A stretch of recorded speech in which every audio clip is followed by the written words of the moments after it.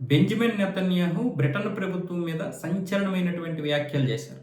దీనికి ప్రధాన కారణం ఏంటంటే గాజా యుద్ధంలో జరిగినటువంటి పరిణామాలు, ఆ తర్వాత జరిగినటువంటి ఇరాన్ అమెరికా యుద్ధంలో జరుగుతున్నటువంటి పరిణామాలు దృష్టిలో పెట్టుకొని బహుశా ఆయన వ్యాఖ్యలు చేసి ఉంటాడు. అంతకుముందు బ్రిటన్ ఇజ్రాయెల్ మీద చేసినటువంటి దాష్టీకాలని చెప్పి, లేకపోతే ఇజ్రాయెల్ మారణ హోమం సృష్టిస్తుంది, పిల్లలకి ఆహారం లేకుండా చేస్తుందని చేసినటువంటి వ్యాఖ్యలకి ఆయన ఒక ఇంటర్వ్యూలో ఏమన్నాడంటే, మొట్టమొదటి అణ్వాయుధాలు కలిగినటువంటి ఇస్లామిక్ రిపబ్లిక్ ఏదంటే బ్రిటన్ మాత్రమే అని చెప్పాడు. లేదా బ్రిటనే కావచ్చేమో, అంటే మిగతా యూరప్ దేశాల్లో ఆ విధంగా ఉందా మరి, లేకపోతే ఓన్లీ బ్రిటనే అడిగినందుకు కూడా అదే విధంగా చెప్పాడు. బహుశా బ్రిటనే కావచ్చు మొట్టమొదటి అణ్వాయుధాలు కలిగినటువంటి ఇస్లామిక్ రిపబ్లిక్ ఈ బ్రిటనే అని చెప్తే, బ్రిటన్ ఏమొచ్చేసి ఇప్పుడు బెంజమిన్ నెతన్యాహు మీద విరుచుకు పడుతోంది. ఈ మాటల్ని మేము ఖండిస్తున్నాము, అలాగే ఆ ప్రభుత్వం దృష్టికి తీసుకువెళ్తామని చెప్పి ఇప్పుడు విదేశాంగ విధాన ప్రతినిధులు ఎవరైతే ఉన్నారో వాళ్ళందరూ కూడా విరుచుకు పడుతున్నారు.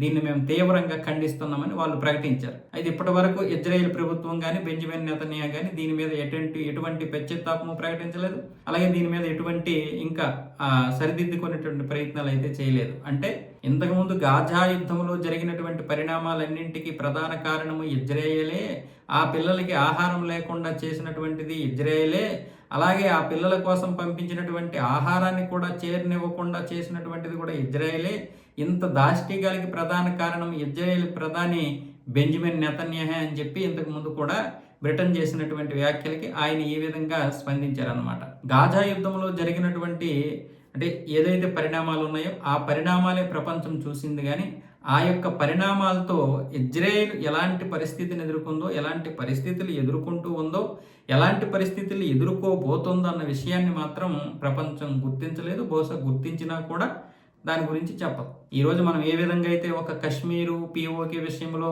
చాలా వరకు పెద్ద సమస్యలు ఎదుర్కొన్నాము, దానికంటే 1000 రెట్లు సమస్యల్ని ఇప్పుడు ఎదుర్కోబోతుంది ఇజ్రాయెల్. ఇప్పుడే కాదు, అది ఉనికిని కాపాడుకోవడం కోసం ఇక జీవితాంతం యుద్ధం చేయాల్సిందే. మనం ప్రతిరోజు 3 పూట్ల ఏ విధంగా అయితే తిండి తింటామో ఆ విధంగా వాళ్ళకి యుద్ధం అనేది అనివార్యం.